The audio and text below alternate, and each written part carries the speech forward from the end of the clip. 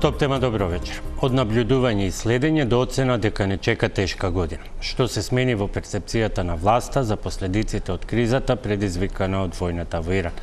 Дали вториот пакет антикризни мерки е доволен?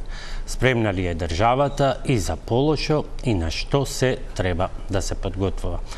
Во топ тема вечерва дебата за овие и други прашања за Малиша Станковиќ, пратеник на Социјалистичката партија, односно пратеник од коалицијата на ВМРО ДПМН. Добро вечер и добре дојдовте. Добро вечер за вашите гледачи. И Сања Лукаревска, пратеничка на СДС. Добро вечер за вас. И за почеток, пресек, што е најновото денеска, од прилогот на колешката Марија Митевска. Најмалку €1.000.000 на ден има загуби во буџетот, а доспеваат и долгови за враќање од околу €2,5 милијарди. Но премиерот Христијан Мицкоски уверува, нема простор за очај, кукање и паника. Во услови на зголемени цени на горивата во изминатиот период, поради војниот конфликт на Блискиот Исток, кој ги разбранува берзите, и најавите за поголема инфлација во март, Мицкоски изјави дека државата мора да излезе од тешката ситуација во која се наоѓа, а за тоа имале план и јасен правец и насока. Сега нема да очајуваме и да кукаме, тоа е што е. Проблемот е тука.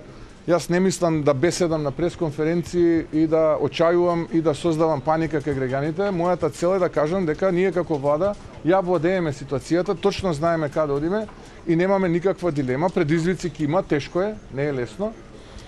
Многу ни се собра, €2,5 милијарди треба да вратиме, го враќаме и оној солидарен данок.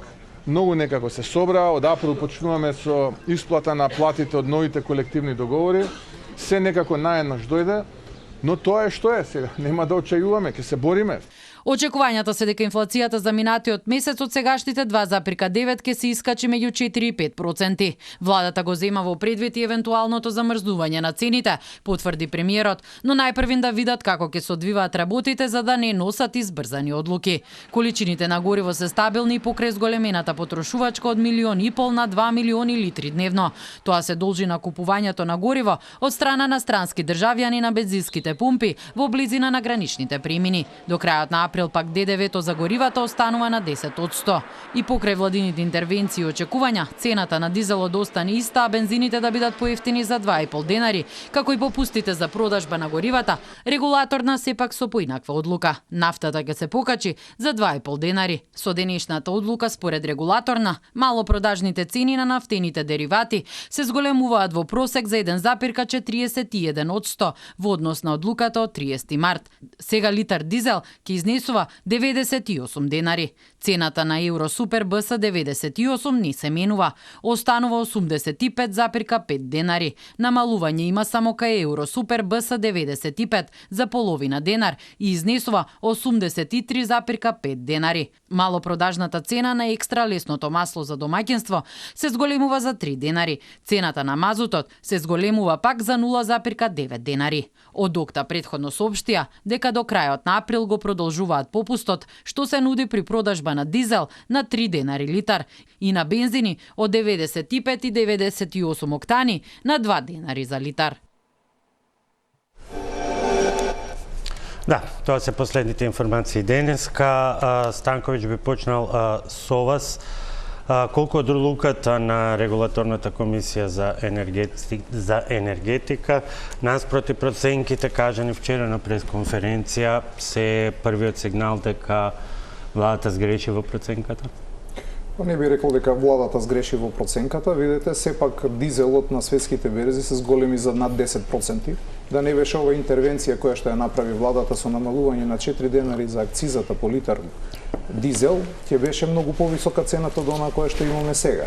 Треба да останеме исто така свесни дека сепак е ова една криза која што не се случува само на Република Македонија, се случува на целиот свет и ние преку мерките кои што ги преземаме, односно преку мерките што ги презема владата, ја контролираме ситуацијата во која што се наоѓаме. Значи сепак во Република Македонија се вози најевтин дизел и најевтини бензини и воопшто нафтените деривати се најевтини во целиот регион. А воопшто ви кажам, можеби и во Европа. Така да сметам дека ја контролираме ситуацијата и мерките на владата веќе предизвикуваат конкретни резултати, конкретни действија. Како ја контролираме ситуацијата, односно како ја контролира владата ако многу поразвиени земји од нас и во соседството и во Европа преземаат многу посериозни чекори и мерки, иако веќе сите се зафатија со проучување на препораките на Меѓународната асоциација на МАЕ, а Македонското министерство за енергетика немам информација дали ги превело, бидејќи последната информација беше дека чекаат да се преведат, па ќе ги разгледаат. Значи вака не е баш така ситуацијата како што ја кажувате, значи и ги контролираме, ја контролираме ситуацијата во која што се наоѓаме и владата ја контролира ситуацијата во која што се наоѓа. Видете, имаме една состојба која што не зависи директно од Република Македонија. Не е спорно тоа, но владата се извинува. Владата се однесува како некој неа да ја обвинува дека ја предизвикала кризата. Кризата е увезена, сите последици ќе бидат резултат на увезена криза и тоа воопшто не е спорно. Меѓутоа, споредбата на мерките кои што се преземаат остава дилема дали ги имаме вистински и навремени мерки, бидејќи и дел од експертите препорачуваат дека е пожелно владата да излезе со јасен план и јасни сценарија. Она што го гледаме кај владата до вчерашната пресконференција беше најдобри сме, најефтини сме, супер ни оди како да имаме извори на нафта како Саудиска Аравија, за од вчера да почнеме да слушаме дека не чека најтешка година. Што се смени во перцепцијата за толку диаметрално спротивни оценки? Па прво немаме диаметрално спротивни оценки, се уште сме најдобри. Тоа го кажуваат цените на малопродажните цени на бензинските пумпи. Отидете каде било на бензинските пумпи, каде било во Европа, ќе видите дека цените се поголеми. Тоа е прва работа. Втора работа, никој не може да предвиди каде и колку време ќе трае оваа криза. А токму заради тоа? И заради тоа преземаме мерки во даден момент и во дадено време, како што и вие самите кажавте. Значи имаме временска рамка. Во оној момент кога се потребни преземање на одредени чекори, тогаш владата ги презема тие одредени чекори. Состојбата и препораките кои што ги дава и сите релевантни институции, вклучувајќи Европската комисија, се разгледуваат. И веќе се прават планови. 1, 2, 3, 4 повеќе плана. Зависно од ситуацијата, како ќе се одвива, така ќе бидат преземани конкретни чекори и конкретни мерки. Видете, вие денеска имаме една состојба во која што од шпекулативна природа неколку пати имавме промена на цените на барелот.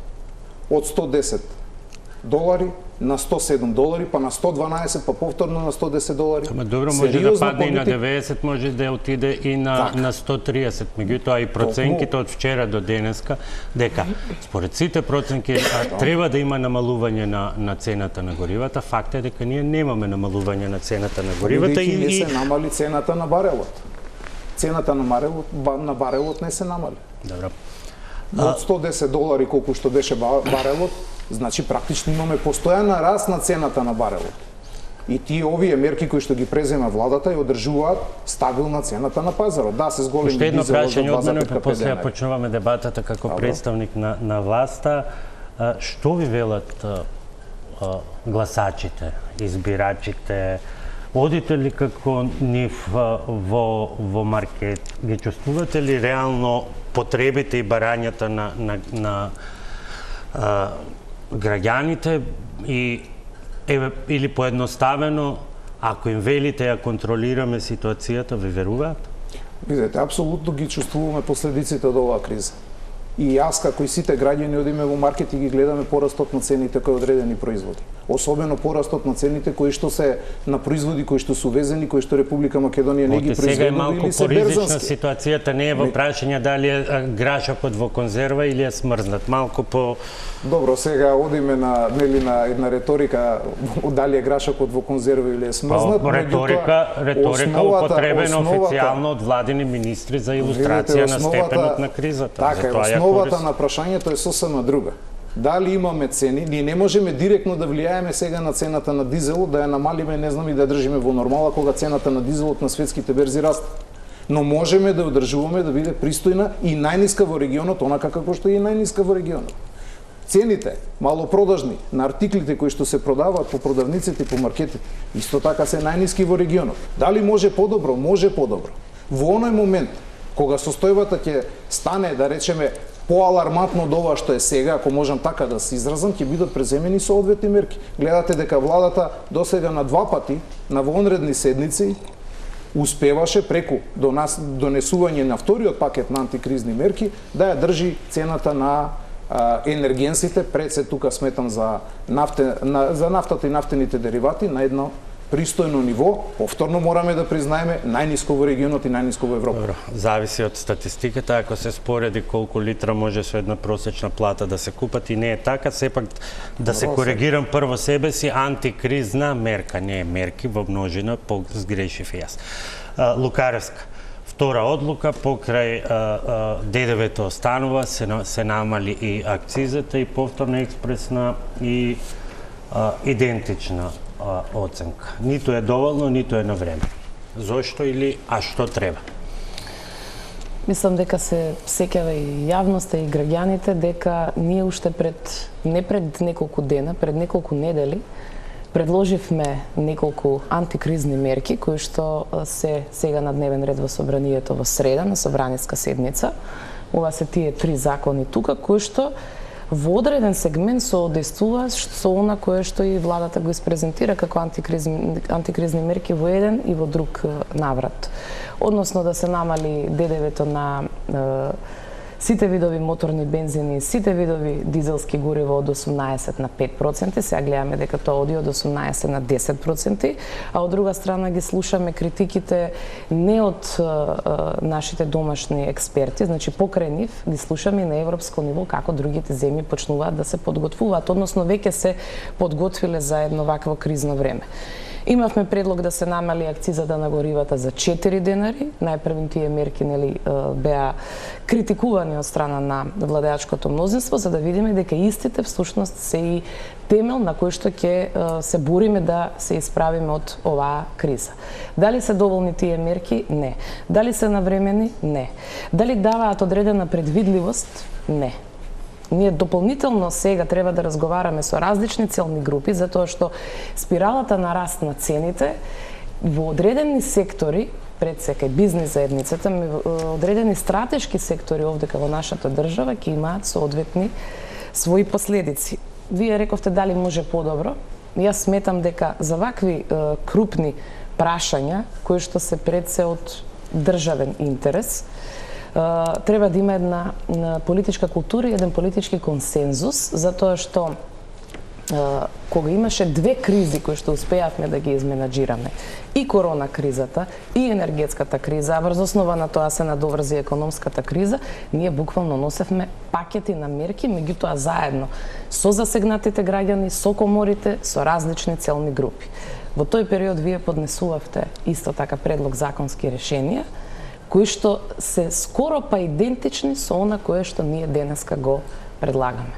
Добро, ако видите, дали може да, ако видите, ќе видите дека и стопанството и сите целни групи за кои што зборувате излегува со свое соопштение и кажа дека се задоволни од мерките кои што ги презема владата.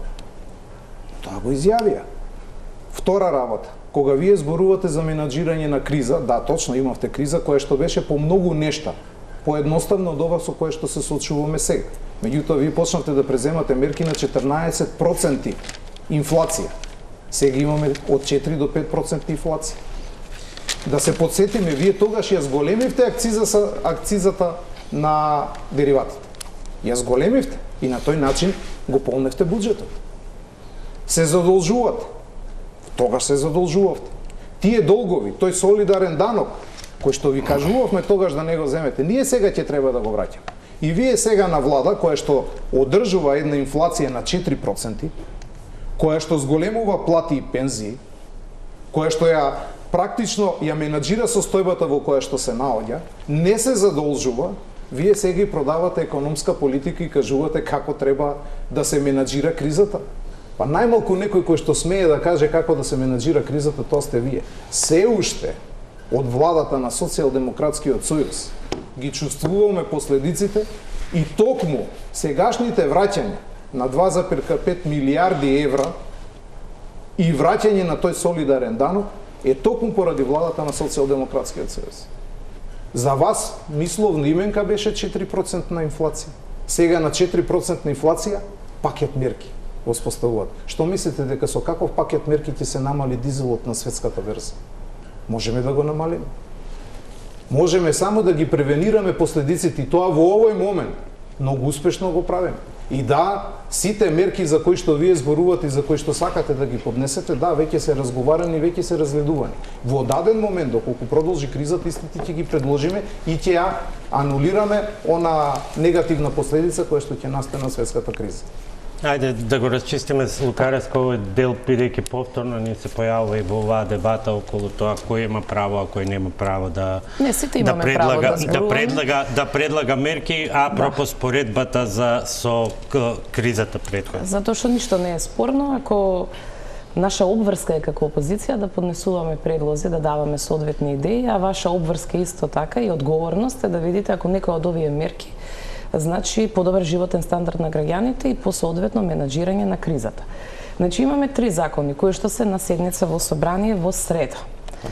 Предлог на закон за дополнување на законот за ДДВ, предлог на закон за изменување на законот за акцизи и предлог на закон за изменување и дополнување на законот за јавни патишта по скратена постапка, односно да се намали износот на патарините. Дали овие 3 закони, односно овие 3 типа на мерки ќе бидат прифатени од владеачкото мнозинство? Секако, доколку има одредена можност да се стават на дебата, да се разговара за истите и нормално ако треба некаде може и амандмани да поднесете, меѓутоа дали сметате дека ова е добар старт да покажеме дека во една ваква криза не е неопходен политички консенсус. Прво добар старт би било веќе кога зборувате за законот, еден од тие закони најмалку да го повлечете, бидејќи е веќе реализиран. Тоа би било повторно добро доаѓаме на тоа дека сме имале соодветна мерка која што иако не сте сакале да ја прифатите, момент кога било потребно да се примени.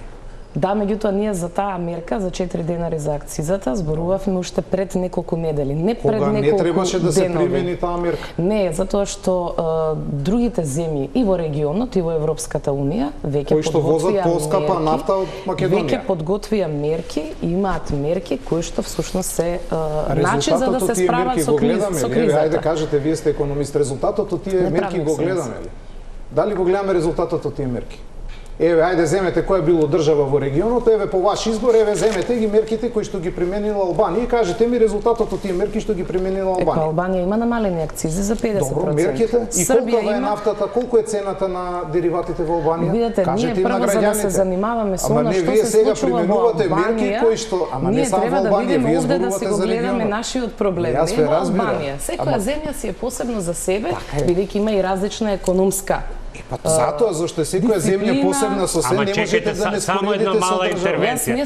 Само една мала интервенција, се извинувам. Кога ги споредувавме бројките околу средствата кои што треба да се определат за судскиот буџет, например, и кои што се содржани во анализа на Советот на Европа, премиерот не убедуваше дека 15 евра по глава на жител во Македонија за буџетот на Судскиот совет и 15 евра во Словенија или во Германија не е исто. Така да по истата логика ни тоа што имаме најмала цена, јас ви кажав, тоа е статистичка игра. Во Хрватска можете да купите 1000 литри. Без оглед што е поскапа со минимална плата, без оглед што е поскапа нафтата. Во Македонија можете да него колешката Лукаревска направи споредба со држави кои што во регионот веќе преземале соодветни мерки. Јас велам дека мерките кои што ги преземаме ние, јас ве прашувам што сме ние подобри од една Франција, Италија, од сите земји членки на Европската унија кои што рече дека сме подобри. Не го спори никој тоа дека ако не сме ги земале, чекај, зошто не ги земаме предвид мерките на мај? Добро. Ни треба уште време на министерката да ги преведе за енергетика. Министерката за енергетика досега сме ја виделе на една пресконференција во улога на портпарол на ОКТА, толку од неа. Ништо нема. Зошто вие сметате дека не сме ги разгледале тие мерки? Затоа што никој не ги кажува. До вчера премиерот векаше најдобри сме, патувајте, одете, што правите како сакате. Денеска вели тешко е, не чека тешка година. Видете, несериозно е да кажеме дека не чека тешка година кога целиот свет го чека. До вчера кажувавме она што го кажуваме и сега. Дека во споредба со регионот ние одржуваме стабилноста. Добро, ајде што сме подобри од Грција. Еве која што воведе и ограничување на цени на храна и се. Добро, еве да видиме, еве го вовела во ограничување на цена на храна. Океј. Добро, ајде, еве да тргнеме, поред. Еве да тргнеме поред. Дали возиме поевтин бензин и поевтини деривати од нив? Да, возиме. Формално, да. Па не формално, него реално. Вие сега ако сакате споредба да правите направете и со просечна и со минимална плата, ќе видите дека повторно не возим. Втората работа, како да ви кажам, вие сега правите некои споредби кои што ако влеземе ние во весела математика, ние постојано ќе можеме да најдеме. Јас тргнувам од примерот што го искористи премиерот кога не убедуваше, зошто тој и министерката за финансии ќе измислуваат нов начин на финансирање на судството, бидејќи неговата параметрите на Совет на Европа не се исти. Иста е логиката, таа логика било потребна. Ме прашавте во кој контекст сме подобри, јас велам, ние сме подобри во смисол на тоа што донасаме мерки во вистинско време. Мерки кои што ја одржуваат состојбата онаква како што е. Ние ако сметаме дека сега со некој магичен стапче ќе направиме една состојба во која што ќе ги намалуваме сите цени, акцизите, ДДВ-то, ќе ги намалуваме храните и на крај уште ова интервенција од мене и ве пропуштам. Фактот е дека од почетокот на кризата ние возиме горива за 33% поскапи од претходно. Повелете Лукарска. Сега да одговорам ли на прашањето? Одговорете, ајде. Еве, ако возиме 30... Бидејќи велите дека е вистинско време. А за колку е зголемен барелот на светската берза? Пошто ние не го произведуваме, не го скапнуваме ние. За колку е зголемен барелот? Еве да, ние возиме за 33%, а за колку е зголемен барелот на светските берзи? Пошто ние, тој е производ кој што еве немаме наоѓалиште за нафта, па се однесуваме како да имаме. Ама не е така. Барелот е поскапен скоро дупло. И кај нас ја одржуваме цената на 33%. Дали е доволно, дали граѓаните ќе бидат задоволни? Не, јас не сум задоволен кога ќе запалам кола и возам по повисоки цени. Но реалноста е таа. Ние се обидуваме да ја задржиме макроекономската состојба онаква како што е. И во даден момент ќе ги преземеме сите мерки кои што се неопходни да одржиме состојбата ваква како што е. Граѓаните од нас очекуваат како избрани представници на народот во парламентот да носиме мерки кои што ќе значат добробит, подобар животен стандард, особено во вакво кризно време. Јас значи не го кажувам ова, туку го кажува комесар за енергетика на Европската Унија. Така е. Продолжен енергетски шок и можен недостаток на количини на горива насекаде низ Европа. Значи не само високи цени и недостаток на количини на горива. Затоа и ние баравме итно зголемување на државните резерви за нафта. Од друга страна, дали ќе се испочитуваат препораките на Европската Унија за штедење на енергенси, имаме изјава, имаме доволно количини, сега за сега нема никаква потреба. И што е спорно со таа изјава? Додиме поред, еве, прво за комесарот кој тргна, ајде поред морам да ви одговорам на неколку работи кои што ги напоменавте, меѓутоа зборувавте како исто да сте опозиција, ние сега имаме обврска да ја менаџираме кризата како да сме власт. Споменувате солидарен данок. Треба јавноста да знае, верувам дека и вие знаете добро, зашто беше тој солидарен данок? За да се овозможи пакет на мерки насочени, таргетирани кон посебни целни групи во рамки на енергетската и економската криза. Вие сега браните солидарен данок кој што Уставниот суд донесе дека противправно бил наплаќен на луѓето. Судски одлуки не коментирам. И па како не ги коментирате? Вие сега браните нешто што е затворено дека е противзаконски правено. Тоа е противзаконски правено, тоа треба да биде затворена работа. За инфлацијата. Инфлацијата ќе расте. Немој да очекувате, бидејќи веројатно не сте менаџирале криза до сега, немој да очекувате дека ќе ни тече мед и млеко. Ние сега ќе менаџираме криза, пошто и вие немате менаџирано криза до сега. Не, ние имаме две кризи менаџирано. Не, тоа вашето не беше менаџирање на криза. Да знаете дека тоа беше дебакл. Не беше дебакл. Зошто да биде дебакл? Па заради тоа што еве ќе ви кажам од кој аспект беше дека имавме 110 мерки во корона кризата во вредност од 1,2 милиарди евра со таргетирани мерки. Врз основа на што ги донесовте тие 110 мерки? Од кој буџет ги исплативте? Од државниот, а на кој начин ги обезбедивте средствата во тој буџет? Она што ние сега треба да го враќаме. Солидарен данок кој што уставен суд е веќе прогласен за противзаконски, задолжување до БСС. Држави во тој период работеа скоро па на истиот принцип. Да не заборавиме и друга работа. Јас во другите држави не сум слушнал дека има држави дека имаат ревизорски извештај кој што вели дека правеле криминал. Не сум слушнал. Каков криминал ми зборувате? Па така вие имате ревизорски извештај кој што вели дека за време на корона кризата ненаменски имате трошено средства. Вашата влада не е за вас конкретно. И сега вие ми кажувате таков ревизорски извештај, како нема тоа, мислам, ама сега ние сега ќе правиме зборуваме за заштита на работни места, за заштита на компании, за ликвидноста да се зголеми на компаниите и исто така имаше и 760 милиони евра во 2022 година за студентите, за пензионерите, за ранливите категории. Се носеа уредби и се таргетираа конкретни мерки. Врз основа на тоа ви зборувам дека пак ќе се навратам на почетокот. Ако сакаме да ја надминеме кризата, сите заедно, да не се бориме кој по-успешен, а кој е помалку успешен и што беше пред 5-6 години, бидејќи ние тогаш бевме власта, меѓутоа сега сте вие и немате можност за алиби или оправдување повторно да барате во СДСМ. Ама не бараме ние оправдување во СДСМ. Три закони се во ред и дека па не се во ред. Не како се не во се ред во тие ред, три едно од закони. нив рековте пред малку, Па затоа ви кажам, значи се извинувам. Не се во ред, тој едниот закон веќе ние го донесовме, што се вели, тој закон не може да биде во ред. Зошто да не го ставиме во законски рамки? Видете, вие менаџирате цела криза со кризна состојба имате прогласено кој што ви трае 20 дена. До 20 април. Добро. И вие сега велите ајде да донесеме закон добро, за кинување на прехранбените акцизи. производи, зашто да не се намали? Па имате ли закон за прехранбените производи? Ќе го доставиме, ама еве јас ви го доставите, значи јас ви кажувам за конкретно за законите да правиме мовете. Еве за овие закони. Ама и таа мерка сметате дека ќе се намали, еве ако вие сметате дека со патарината, со намалување на патарината, тоа е мерка која што ќе ги намали, што ќе ја намали кризата во државата, не сум секоја чест. А зошто да не? Секоја чест. Еве прашање од мене, зошто да не? Видете, еве сега ќе ви кажам зошто да не. Значи постојат цел пакет на мерки за кои што веќе се разговара, дозволете, за кои што веќе се разговара во владата. Веќе денеска слушнавте. Не слушнавме ништо денеска.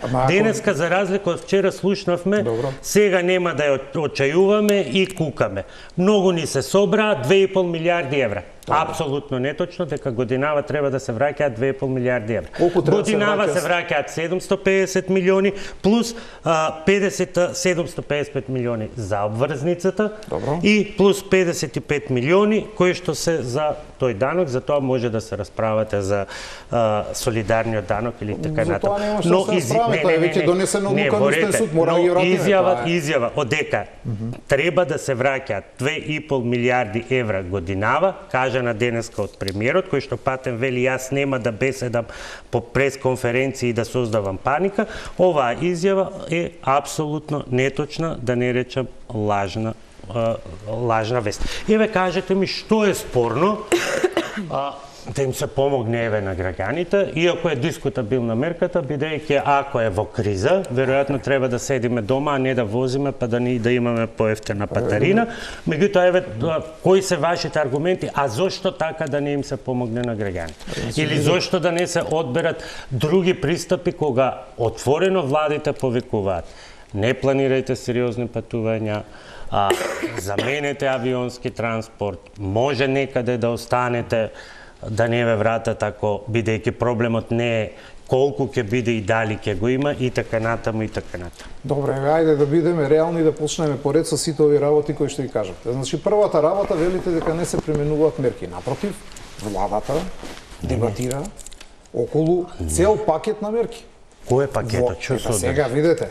Значи, зошто е тај? Зошто јас како граѓанин да не знам што ме очекува сценарио? А вие знаете ли што ве очекува? Еве во светот дали некој знае што не очекува? Еве јас не знам до вечер што не очекува. Ама чекајте, значи ние мораме, значи има план 1, план А, план Б. Ама кажете ни кој е план 1, 2, 3 бидејќи самиот рековте, ние ја контролираме ситуацијата. Еве денеска премиерот. Која е црвената линија кога владата ќе реши дека на пример ќе се зголеми цената дека ќе интервенира со замрзнување на цени, еве мерка која што наводно се разгледува. Еве гледате, значи убаво вика првиот момент, значи убаво премиерот денеска кажа. Знаете лани колку време викавте дека ги анализирате состојбите на пазарот и се повикувавте на, па после премиерот се жалеше на пресконференции дека не излегле општествено одговорни трговците колку што тој сакал. Значи се направија обиди, така?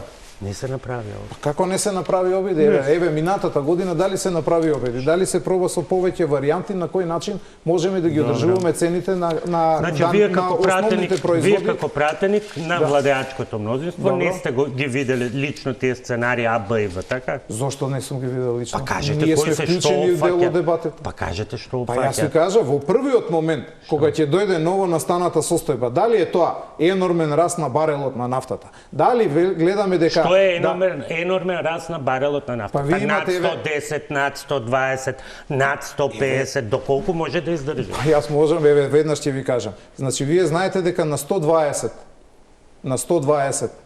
долари по барел, веќе е алармантно. Значи, до 120 долари по барел, ние веќе ќе мораме да интервенираме, за да го контролираме скокот на нафтата. Што се однесува до резервите. Дали државните резерви во овој момент се полни? Да. Полни се. Колку? За 62? За околу 62 дена? Не, вајдете вака.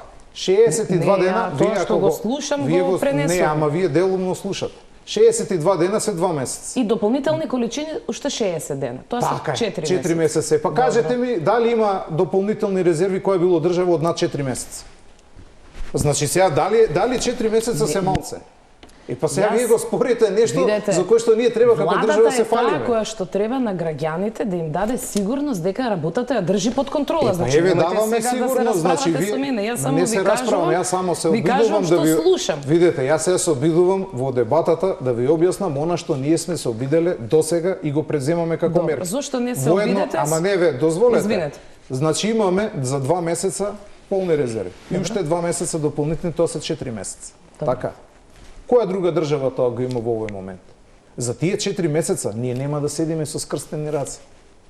Се разбира дека ќе се обидеме да дојдеме до нафта и нафтени деривати. Бидејќи, меѓу другото, оваа криза никој не може да предвиди во светот како ќе заврши, до кога ќе трае, ние можеме да дојдеме до една состојба каде што воопшто ќе бараме да дојдеме до нафта и нафтени деривати. И тоа е препораката од Европската комисија, така? Дали таа мерка ја почитувам и ќе преземени се сите мерки? Во однос на ова прашање, да. Со максималните капацитети кои што државата ги има. Повеќе од тие капацитети нема. Вие не можете сега да очекувате дека доправа ќе се градат силоси и тие ќе имаме дополнителни резерви. Јас не знам кое е очекувањето. Во овој момент, кога имаме од 4 до 5% инфлација, тоа е контролирана инфлација, вие ако не се слагате со ова, како да ви кажам сега? Значи, Европската Унија испрати сериозно предупредување до своите земји членки и граѓаните да се подготват за подолготрајна криза. Значи, ова нема да трае уште 2-3 недели, подолготрајно. Од друга страна, ако веќе милуваме да зборуваме за тоа што превземаат другите земји, еве Германија разгледува укинување на ДДВ за храна, а да се зголеми данокот за луксузни стоки. 5 земји членки на Европската Унија сакаат да предложат данок на екстра добивка за енергетските компании. А кај нас, кога зборуваме со основните прехранбени производи, сме шампиони, бидејќи имаме енормно покачување на цените.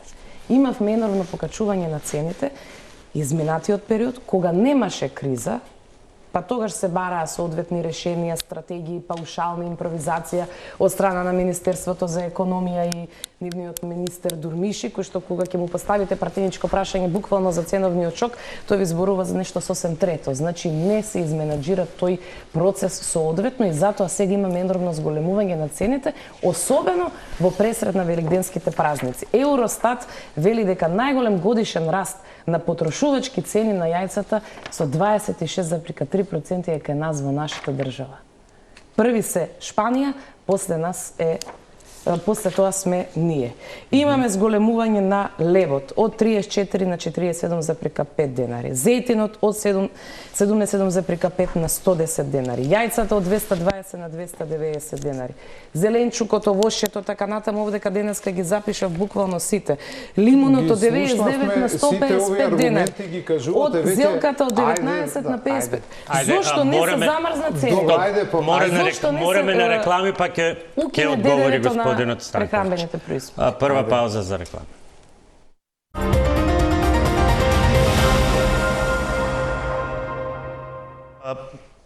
Продолжувам понатаму, станавте должни за одговор околу последната забелешка и барањето на опозицијата, впрочем и на голем дел од граѓаните, околу замрзнувањето на цените, опција која што еве премиерот вели се разгледува. Но може би вие, бидејќи велите сте во координација, во делот и пратениците делот тие дискусии, може би и знаете кој ќе биде оној прак, еве за нафтата ни рековте до $120 за барел, кој би бил тој прак кога владата ќе посегне и по мерката за замрзнување на цени или други варијанти. Видете, значи постојат повеќе варијанти со кои што ние дефинитивно ќе интервенираме доколку дојдат посериозни пореметувања на пазарот. Гледаме дека сега имаме пореметување во делот на нафтените деривати и тоа го правиме. Што се однесува до мерката за замрзнување на производите, односно на намалувањето на ДДВ-то или целосно укинување на ДДВ на прехранбените производи или нивно замрзнување на цената на производите, се разгледува и таа мерка. Кога ќе биде тоа? Како мерка применето, ние се надеваме дека може би оваа криза ќе заврши во најскоро можно време и да нема никаква потреба да дојдеме до таа мерка. Но доколку дојде потреба, секако дека ќе искористиме и таа мерка. Сега, основното нешто кое што ние мораме отворено да зборуваме пред граѓаните. Ние бараме од тој буџет зголемување на минимални плати, зголемување на платите, помош на социјалата, бараме зголемување на пензиите. Од тој истиот буџет во кој што велиме намалете ги акцизите, намалете го ДДВ-то, намалете ги цените. Со што ќе го полниме тој буџет? Со дополнителни задолжувања? Па да бидеме после обвинети дека дополнително се задолжуваме? Дајте да бидеме реални. Дајте да бидеме реални. Барање имаме. На една страна се барањата за максимална помош, значи преземање на мерки кои што би значеле како во вашето време, ако се сеќавате. Сакате кажете нема пари? Не е да нема пари, не можете ви. Па во вашето време кога вие бевте директор на УЈП, ако се сеќавате, и кога вие менаџиравте наводно со кризата. Иако јас тврдам дека тоа не беше менаџирање со криза. Во тој период вие се сеќавате. Па владата, вие сте сега представник на, да речеме, на таа страна, односно на Социјалдемократскиот сојуз, владата предводена од Социјалдемократскиот сојуз. Ако сакате, еве, ќе одиме со таа фоскула, владата од Социјалдемократскиот сојуз, не сте вие дел од таа влада. Или бевте? Не го реков тоа. Ако сте дел од таа влада, затоа кон вас се обраќа. Значи, кога е веќе таква состојбата, вие тогаш преземавте и одредени мерки на давање на дополнителни, ако се сеќавате, ваучери, слични мерки. Што беше лошо со тоа? Не се работи за лошо. Тие мерки во тој период можеби даваат одредени резултати, можеби не даваат одредени резултати. Тоа било ваша оценка. Но секако, за да дојдете, да ги поделите тие ваучери, ја зголемивте акцизата на нафтените производи, така беше. Земавте солидарен данок и се задолживте. И сега, ако не сакате ова ние да го правиме, а ние не го правиме ова, не можеме на друга страна да испорачуваме такви мерки кои што барат. Тоа е реалност. Ние сега се наоѓаме во една геополитичка криза, да, само уште една реченица, се наоѓаме во геополитичка криза, од која што мораме да изменаџираме на најдобар начин во интерес на граѓаните. И тоа го правиме. Добро. Токму така, се наоѓаме во една геополитичка криза. Се наоѓавме во геополитичка криза и 2020, и 2021, и 2022, и 2023, но тогаш беше полесно кога си опозиција да критикуваш и да кажеш дека ништо не чини, истовремено да блокираш мерки во собрание кои што значеа добробит за граѓаните, за повисок животен стандард, за пребродување на кризата и многу успешни ваши политики, нели, што ги промовиравте тогаш, кои што исто се одесуваат на ова сега. Исти пакет мерки имавте за енергетската криза. Наместо сега да се намали ДДВ-то, односно да се укине ДДВ-то за прехранбени производи, ваша мерка беше тогаш предложена викенд без ДДВ. Добро. Се сеќавате на Се тоа? сеќавам, да. Зашто Да. не го направите тоа сега? Па заради тоа што се работи за тотално поинаков период во кој што ние предлагавме таа мерка Како, што е сега. поинаку? Па еве прво инфлацијата е различна. Колку е Од 14, инфлацијата? па вие дојдовте до пик инфлација од 19%. Сега тука, бидејќи гледам дека таа теза вешто сите ја споделувате, јас да ви кажам. Ајде. 14,2, така, за таа инфлација зборувате. За таа Кумулатив, инфлација. значи зборуваме Кумулативна. кумулатив. Па тоа е инфлацијата која што се смета. Во Молдавија од 28 до 30%. А кај нас 14,2. Естонија 23 до 24. Литванија 22 до 24. Унгарија 20 до 22% инфлација. Овие земји, нели, нас не се репер како треба да изгледаме да сме модерни, унапредени, развиени. Во регионот Бугарија 15,3% инфлација.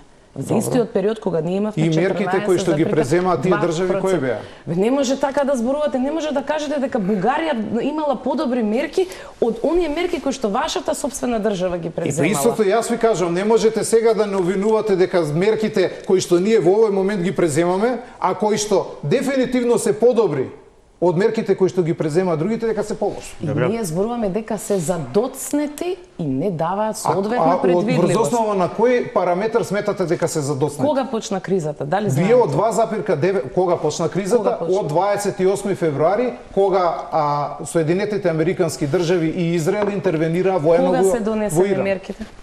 Па во оној момент кога веќе почна да расте превише барел. Да, меѓутоа знаете во другите земји има веќе претходна подготовка уште од А да, се првиот, од подготвиле вториот другите ден. земји за кризата и за војнава која што се десила, само еве ние не сме се подготвили. Ајде, прашање од мене, треба ли потаргетирани мерки, особено кон земјоделството и дел од социјалните категории, а и дел од земјоделството?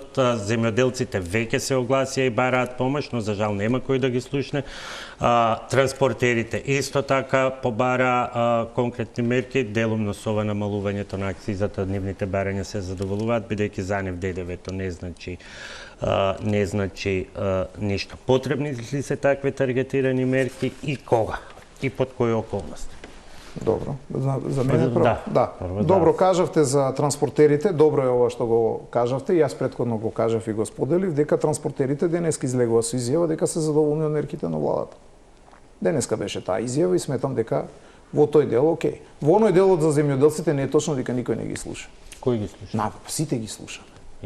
И еве врз основа, сите ги слушаме. викаат луѓето гибрето поскапе за 30%. Нафта ни треба за пролетната сејтба. Добро. Па и кога ќе добијат? Ќе Видете, добијат или нема да добијат? само од почетокот на годината до сега се исплатени 3,2 милиарди денари.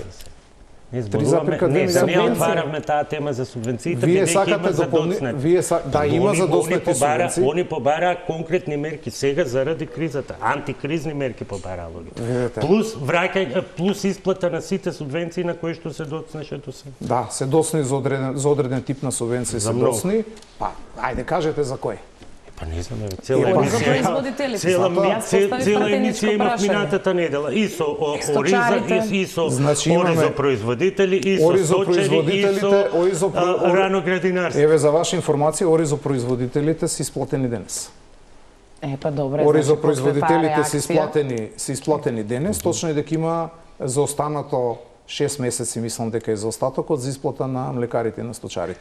За кој што да, еве ќе треба во наредниот период најбрзо можно да ги исплатиме. Да, знаеме. Да, знаеме. Јас убаво ви кажав. Не е некоја нова информација ова или информација со која што ние реално сме на терен. Тоа треба да го сватите. И реално сме меѓу тие луѓе, меѓу тие земјоделци. Конкретно бидејќи зборуваме за земјоделците, воопшто меѓу сите граѓани, но конкретно и за земјоделците. И да ги знаеме нивните проблеми, и знаеме што наследивме и како вративме сето она кое што се должеше од претходните влади, кај сме сега. Да, се наоѓаме со кризна ситуација, точно е, и дека ќе треба да се интервенира во даден момент, да, ќе треба да се интервенира. Добро, 2 милиарди се задолживте, да не лукарска. Првенствено, сакам уште ова да го потенцирам. Кога зборуваме за дизелот, тоа е 33% оскапен. Претходно го зборувавме тоа. Значи, ќе одиме во нагорна линија, нема да се враќаме назад. Ако имаме навремени, точни и предвидливи мерки. Бидејќи сакате да се споредуваме пак со другите држави, само кај нас има регулаторна комисија за енергетика. Во другите држави има слободен пазар за формирање на цени. И ако се сеќавате регулаторна комисија за енергетика, кога го смени правилникот, па еднаш неделно да Ова сега со регулаторно не можам да ве разберам, негативно го кажувате или позитивно? Што со постоењето на регулаторно? Па не ваша теза, ја само не можев да ве разберам. Не, затоа што се споредувавме со другите држави. Пошто гледам дека во негативен како негативно нешто го кажувате постоењето на регулаторно. Затоа што треба да ги оставиме да се работат својата работа, па да видиме дали како ќе Па го сменија правилникот тогаш. Ние алармиравме да како не го сменија правилникот. Еве како го сменија правилникот, еве нека ви кажат како го сменија правилникот. Како го сменија? Како беше претходно? Да може да се интервенира, да може да интервенира доколку владата преземе одредени мерки. Еднаш неделно. Не е само еднаш неделно, и секој ден доколку владата преземе одредени мерки. Се смени точно, па кога зборувате за промена. Доаѓаме на истото. Па тоа е позитивно изменение. Не е на истото. Не е на истото. Значи, за време на кризата, 2002 година, регулаторната комисија го смени деловникот за да може сама на дневна основа да ја менува цената во зависност од горивата. Што значи тоа? Кога првата недела се покачи цената во понеделникот, а веднаш следниот ден цената на барелот падна и владата цела недела си собираше акциза и ДДВ, но регулаторна претходно го смени тој правилник од 2002 за да не може наводно секој ден да ја менува цената на како што беше направено во 2002.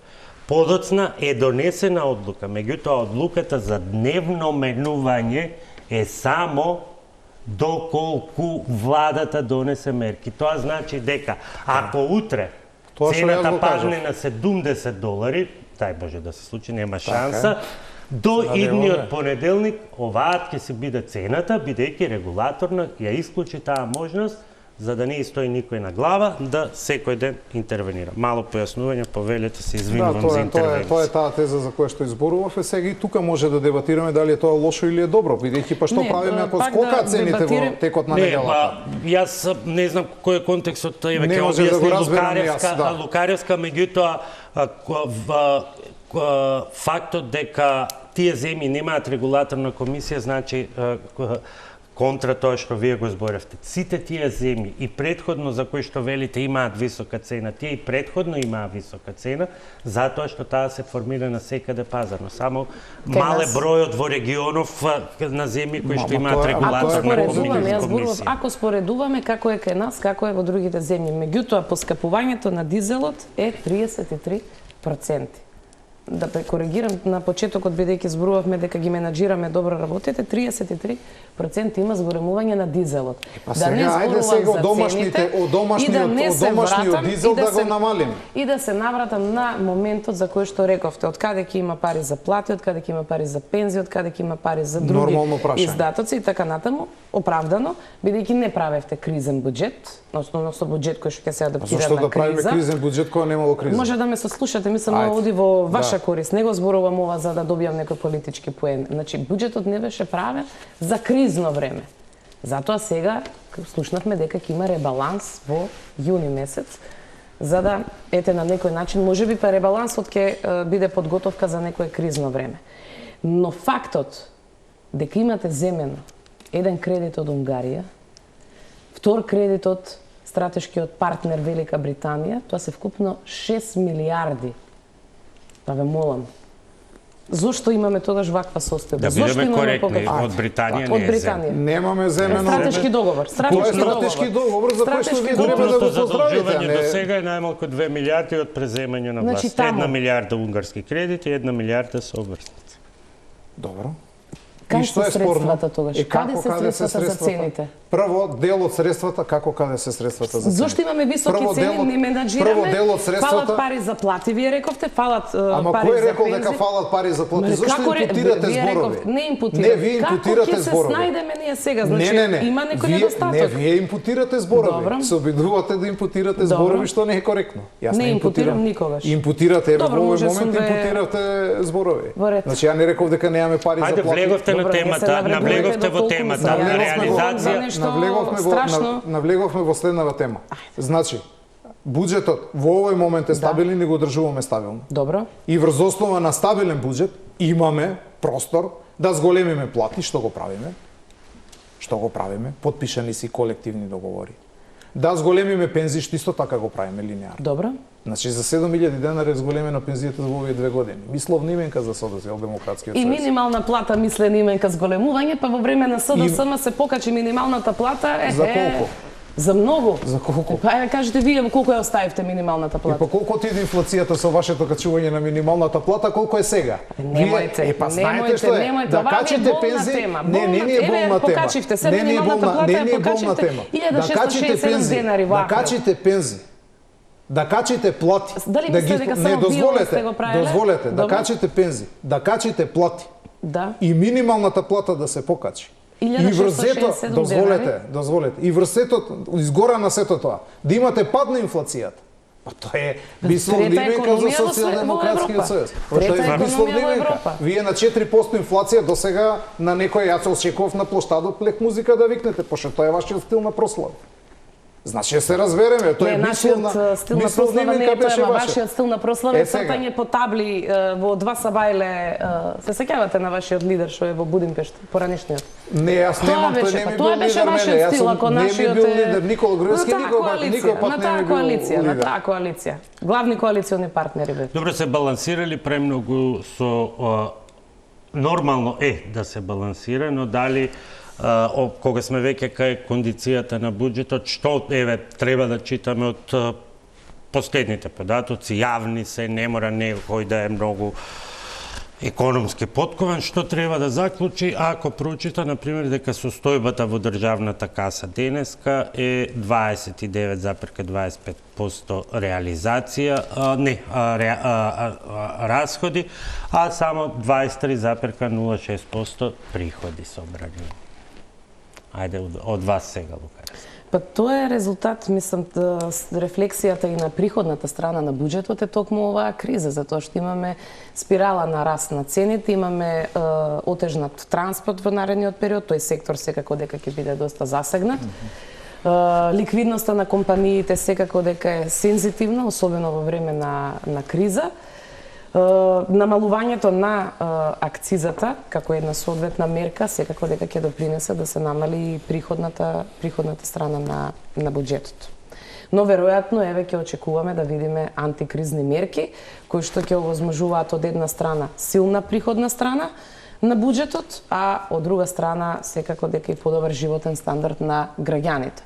Во време на криза, од искуство зборувам не повеќе, секако дека ДДВ-то ќе има најголем потрес, но тука треба да внимаваме колку што се плаќа ДДВ, секако да се враќа за да може да има еден таков цел круг и компаниите да можат да го издржат и ова тешко време. Но веројатно ако се прават и одредени корекции во структурата на ДДВ, не само кај горивата, еве и прехранбените производи и така натаму, следствено на тоа чекорите ќе треба да бидат многу добро внимателно обмислени. Добро, конечно дојдовме до она за кое што докаде веќе можеби при крајот на емисијата немам контрола на времето, но на кое што сакавме на почетокот да го кажеме дека мерките мора да бидат избалансирани. И добро е ова што сега го кажавте, дека секоја мерка повлекува одредена последица. Намалување на акцизата нормално повлекува последица на помал прилив на средства во буџетот. Намалувањето на ДДВ-то на нафтените производи исто така. Утре задутре ако преземеме мерка за целосно укинување на 5% ДДВ на прехранбените производи, тоа ќе биде исто така ќе се одрази на буџетската страна. Она што ние го правиме е балансирање да остане цврст буџет за да може да се исплаќаат сите потребштини од него и на друга страна да го олеснеме животот на граѓаните. Меѓу другото, во делот на прибирање на средства, јас би сакал да ве потсетам дека по доаѓањето на оваа власт во 2023 во вашиот ресор конкретно ќе видам, вие имате потфрлање за 163 милиони евра. Значи повеќе имаме собрано данок од 163 милиони евра во 2025 споредено со 2023 и некои си 105 милиони дополнително во царина. Не би сакал сега да отворам други теми да влеземе во расправа, да одиме со прашање што всушност работевте, видите законите беа исти и веќе тврдите дека економијата стагнира, како тога се собрани поголеми средства? Или ништо не сте работили, или тезата дека економијата стагнира е неточна. И повторно ќе кажам, сега со последниот ваш говор се слагам точно треба да се избалансира и тоа е она што го правиме и тоа е она што не прави подобри од тоа што се случува во моментот во регионот. Во оној момент Може да, бидат повелете, мораме на реклами па завршиме. Прво, кратка ќе бидам, за да знаете да не правите вакви грешки друг пат во друга дебата. Помалце собрани средства, 2023 ми споредувате, со многу помал буџет во споредба со 2025 година. Со соодветен план за наплата во тој период и соодветен план за наплата во 2025. На таков буџет тие се приходите. Сакате да Пауза за кажете дека реклама. полошо? Не може да споредувате вредности на буџети различни за 2 години. Не ви години. одговара, вие не би се споредувале. Јас знам дека е мачно да се Не споредите. ми одговара, јас не ги кријам, тие се Неспоредливи се тие бројките. две Тие се работи. бројките, па да, во енергетска Неспоредливи криза. се. Така Токму е. така. Пауза Ќе за видиме реклама. сега колку ќе соберете.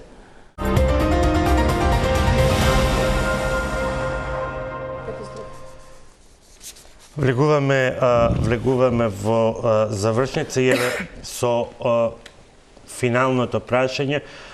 Многу се големи се реално очекувањата, можеби и потребите, лимитирани буџетските средства и сега што да одвоиме она што е понекогаш популизам, а што е она вистинско мерило, што е најнеопходно или како што вие би рекле навремено и соодветно.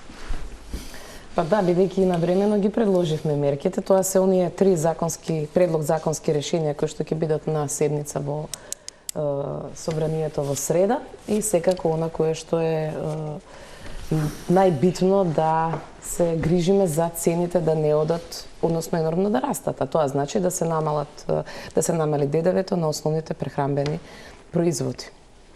Ако министерот за економија се разбуди од зимски сон, и ако усвати сега дека сега конечно се наоѓаме во криза и сега цените растат, бидејќи да не заборавиме дека и претходниот период цените енормно растеа, па тој не залажуваше со некакви контроли, со некакви замрзнувања краткотрајни, великденски Долго кошнички. анализира министерот за економија, цела да, година му требаше за една кошничка. Да, исто колку што е успешен и во неговата реформска агенда, еден со министер со најстап учинок, очекуваме сега дека со овие промени кои што ќе бидат во владиниот кабинет, дека ќе има соодветна промена. Меѓутоа сметаме дека овие 3 мерки, оваа која што ја напомена во делот на основните прехранбени производи, се максимално коректно таргетирани, кои што соодействуваат на едно вакво кризно време. А светлото на денот ќе го добијат ако и владеачкото мнозинство, барем за оваа битна работа, ова кризно време, покаже еден политички консенсус. Станковиќ.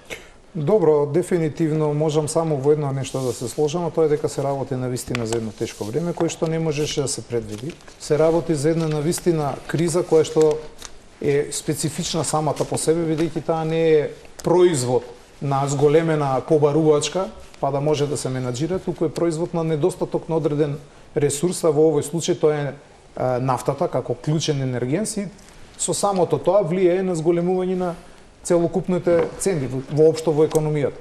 Она што ние во наредниот период ќе го правиме, а тоа е да одржиме стабилно, значи прво да се обидеме воопшто да го имаме енергенсот, бидејќи тоа е неопходно, да го балансираме, да ги балансираме мерките за да не дозволиме буџетот да отиде во една надолна ставка, за да дојдеме до ситуација да мораме енормно да се задолжуваме со неповолни кредити, за да дојдеме до ситуација да ги доведеме во прашање пензиите, платите. И затоа ќе ги балансираме сите мерки кои што ќе ги донесуваме. Да, се размислува и нова мерка за која што вие зборувавте, се размислува и на мерка за дополнително намалување на ДДВ-то на бензините, се размислува и за ред други мерки, кои што не само што ги прават околните држави, и ние ги размислуваме во одреден момент да ги предложиме, но се разбира кога тоа ќе биде неопходно и кога ќе биде во вистински момент донесено за да ја стабилизира состојбата. Мораме да внимаваме и на тоа, бидејќи на крајот од денот вие ќе бидете тие што ќе побараат повторно зголемување на плати, повторно зголемување на пензии, вие ќе зборувате за инфлацијата. Вие ќе бидете тие што ќе бараат стабилност од оваа влада. Ризикот на стабилноста го преземаме ние. Кога имавте можност да го преземеме, видовме како заврши. И немате право веќе да ме третирате како алиби за вашето Не воопшто неодговорно не ве работење. третираме како алиби, ве Сега. третираме како лош пример кој што треба да го избегнеме. Апсолутно не е така, затоа постојано се занимавате што се случува во СДСМ и каква е состојбата во СДСМ и само СДСМ пред 5 години, 3 години, 4 години. Уште ли постои СДСМ е моето прашање. Не знам дали постои уште СДСМ. Постои Вие таму СДСМ, да. Иначе воопшто не сте ни фокус на гледање, верувате, ние не се занимаваме со партии пред распад. Па штета. Нашето време, и вашето време истече. Ви благодарам што бевте вечерва мои гости. Вам, почитувани, ви благодарам за вниманието. Останете со програмите на ТЕЛК.